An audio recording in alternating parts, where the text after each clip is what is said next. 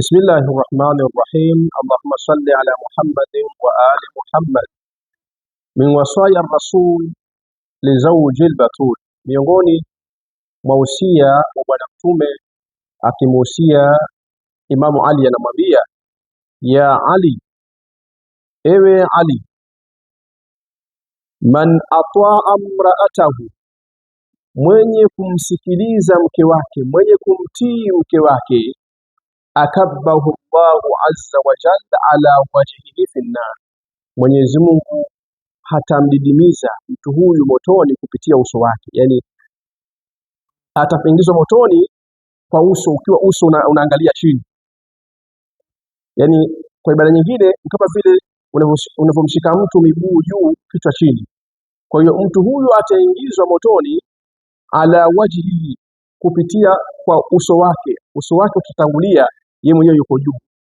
Imamu Ali akauliza, ya Rasulullah, ewe mtume wa Mwenyezi Mungu, wa batilika taa, hiyo taa ambayo unakusudia wewe ni ipi, ambayo itamfanya mtu aingizwe motoni kwa uso wake? Akamwambia, taa hiyo ya'dhanu laha fi dhihabil hammamati wal arusati wan naihati, ni kumpa ruhusa mkeo kwenda katika majumba ya starehe, katika sehemu kumbini, katika sehemu za kumbi zile na sehemu za harusi zile ambazo kwamba watu wanachanganyikana huko. Yani ukawa unampa ruhusa kwenye harusi zile, yani kwa lugha leo tunasema kwenye ukumbi. Nenda bwana, mimi nataka niende zangu sehemu fulani, nenda. Kitendo hiki kumtii mkeo, kumpa ruhusa tu, Mwenyezi Mungu Subhanahu wa Ta'ala atakuingiza motoni kwa sababu ya jambo hili. Kisha mtume akasema, walabsi thiyabir riqaq, na kumpa ruhusa mkeo kuvaa nguo zinazoonya maumbile yake. Kuna watu leo wanaishi hivyo katika wake zao, wananunua nguo na watu wanaona zile nguo ambazo amezivaa mkewe anatoka kwenda nje zinaonya kabisa.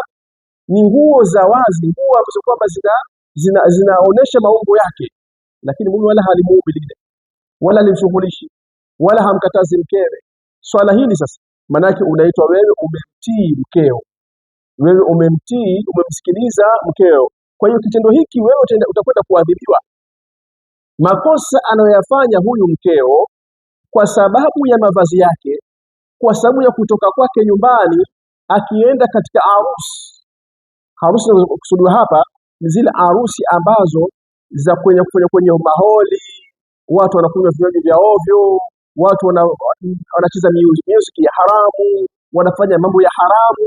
Hii ndio inakusudiwa. Lakini kwa mfano jirani tu hapo, jirani kuna harusi, hana tatizo, lakini ni kule kumpa ruhusa kwenda kwenye ukumbi, kiwango cha kwamba saa nyingine mtu anaambwa na mkewe siku mbili nzima, anaambwa na kuna harusi ya rafiki yangu, kuna harusi ya jirani yangu ukumbini huko, kuna harusi ya shoga yangu ukumbini huko, siku mbili, na mume wala hana habari kama harusi. Hajui mkewe anafanywa nini, hajui mkewe anavaa vipi. Mtu wa namna hii, mtu mwenye sifa hii, akabbahu Allah, Mwenyezi Mungu atamuingiza motoni ala wajhi billah, atamuingiza motoni kupitia uso wake.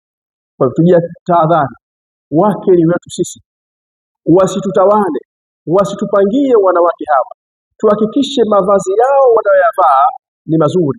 Na nyinyi wanawake mlipo, nyinyi mna daraja lenu hapo mlipo, ni lazima mtii amri za waume zenu, sio nyinyi mjipangie. Mume lazima uwe na wivu na mkeo, usikae tu kila kitu unamruhusu mkeo. La, wanawake msiwe ni sababu ya sisi kutuingiza motoni, na wanaume na nyinyi msiridhike yanayofanywa na wake zenu ili mkaingia motoni. Walhamdulillahi rabbil alamin.